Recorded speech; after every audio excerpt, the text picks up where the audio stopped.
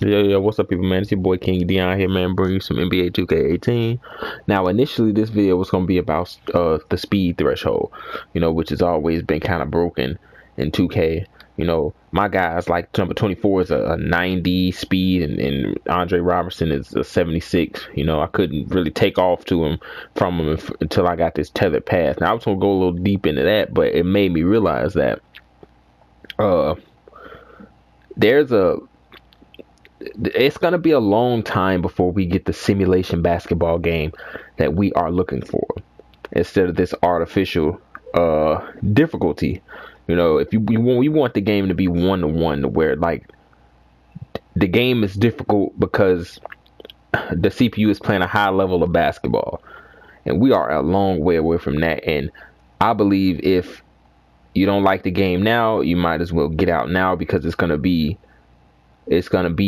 more of the same until a breakthrough happens in 10 or 15 years or something like that. And that's just my honest opinion. We preach ball tangibility over here in the sim community, but what does ball tangibility actually mean for the game? You can't just throw ball tangibility in the game without reworking a lot of different heuristics and logics, like from a programming standpoint. Like, you can't just throw the ball tangibility in the game, because I personally believe that this is something that's been possible for a long time. It's probably been possible for back on last gen to make the ball 100% tangible, but they haven't done it for the reasons that the AI and programming the AI to be up to snuff and as dynamic as they would be on the actual basketball court is impossible right now, given the technology that they have. And this is the reason I believe why, we haven't seen these things, because we complain about this year after year, like ball tangibility, make positioning matter, respect my position, and all simulation basketball stuff. And believe you me when I tell you, people, like, we're a long way away from that. Like, this is, most of us might not even be into playing the video game anymore,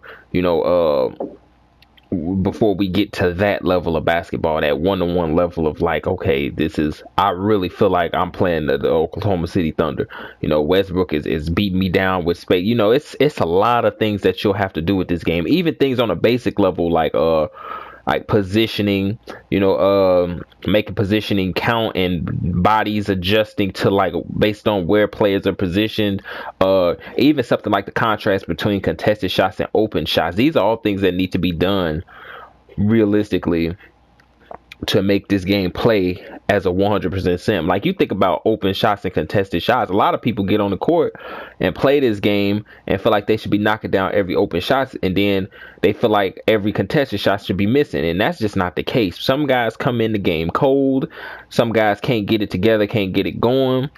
If you get out there and go 3 for 15 from the field, you're gonna be upset. Let's just keep it a buck. Like, if you get out here and you sit up and shoot open shots, like much like Curry and Clay, because you'll see the highlights from Curry and Clay, but you watch the games like from James Harden, those guys, and sometimes they get incredibly cold and do like 3 for 16 out there on the field, or 3 for 11 or something like that. You would be upset if you did that. You got on the court, played, and went 3 for 16, because I've just decided a set where I've done it before, and this is not a very good experience, because why? Because it's not a very good experience in real life. And I've been playing basketball my entire life, every level except pro. Going 3 for 16 is not fun at all. And as from a standpoint of trying to play a video game, it's not going to make it much better on a video game either. So you have to get things like that right. Hot and cold streaks has to be right. There's things that they don't put in place for the sake of the user. Like, you don't want true hot and cold streak, because then the user will complain about, oh, I don't have enough control, like I'm sitting here missing wide open shots. And then if you have contested shots, because in reality, like, if a guy's shooting a good percent, say a guy's shooting 50% from the field, like all from the season, from the field, you know, and you get out there and put your best defender on him, and your best defender, you know what I'm saying, does his best job on him, some of his best work, you know, this man will probably drop down, it's depending on what type of offensive player is, dude, try to drop down 45%, 44, you know, if things got really bad, you know, like that's like 5 or 6% difference for like hard work on the defensive end, but that's reality, that's basketball. And who would find that fun except for us extreme simulation heads? Like, who would find that fun? Ain't no casual finna get out here and keep getting jade and make these adjustments, put all this work in just for 2004 Kobe to still drop 50 points on your head. They feel like things should be black and white. They feel like if I put my hand in this guy's face, he should miss that shot. If I am wide open, he should make that shot. You know, they feel like they feel like they don't want it, and it's okay, because not everybody, you know, people have mortgages to worry about, jobs that they have to worry about. I myself trying to excuse me, I had to burp, but I myself is has some projects in the works that take up a lot of my time, so I understand.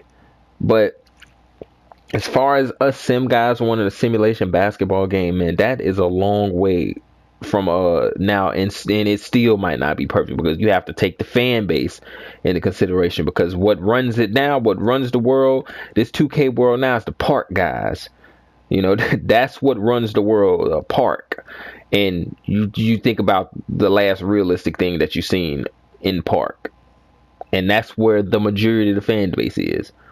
So, you know, these things, it's gonna take a while, man, for these things to get fixed, man. And well, not necessarily fixed, but for the game to go in the direction that we want it to go in. And you know, that's why at the beginning I told you guys, if you don't like it now, you might as well get out, man, because it's probably gonna be a while. Like, this is the type of stuff that needs to be changed here is breakthrough. Like, there's always technology when things come up, you know, phones, televisions, you know, things like that. They usually stagnate for a while until a breakthrough happens, and then the landscape of that genre or field of where they're selling products at, that just completely changes. Like, you think about what kind of phones we were using before 2007, you know what I'm saying, before 2006, before the first iPhone came out. You know, that changed the landscape of what phones should be. You know, that just like that's just how it is in gaming and programming. Like, they make such leaps and bounds, and sometimes it stagnates. Like, we've been stagnated here for about 2 console generations now. Like, these games, honestly, dude, like, while they are polished to like a whole different level, they aren't too much different, you know, and as far as the sports genre, they aren't too much different than they were, you know, like, compared to now, going back to probably like PlayStation and N64, you know, those were breakthroughs happened. And you know, it's a lot of things, it's a lot of moving parts that goes into this, you know, and that's why I was going to get on here initially complain about speed threshold, but man, there's no need to complain about that without looking at the bigger picture. And the facts are, we haven't seen a breakthrough yet, and we aren't going to see that simulation style of basketball until the next breakthrough comes along that allows them to change the way they think about developing video games. So, you know, that's all I want to talk about, people, man. I just want to drop my insight on this whole, you know, 2K, because people, you know, I personally believe NBA 2K18 is one of the best 2Ks that came out. You know, I think 2K11, 2K12, I didn't really care too much for 2K12 at the time, but I understand that probably the part of the reasons I didn't care for that was because of driving to the rim. Like, you know, driving to the rim was damn near impossible in that game. You know, just kind of reminded me of how it was in NBA 2K7 and stuff like that. And I usually hate games like that because we all know how far from reality that is. But other than that, man, NBA 2K12 was a great game. NBA 2K11 was probably the greatest game known to sports fans like around the world. You know, the sports fans have chosen that one. You know, but yeah, man, that's just bringing you some insight on how I'm feeling about the game and what I think, you know, where I think things are headed, man. Like, it's, you know, if you don't like it now, then you might have to consider getting out, man. But peace out, people, man. It's been your boy King Dion. Peace.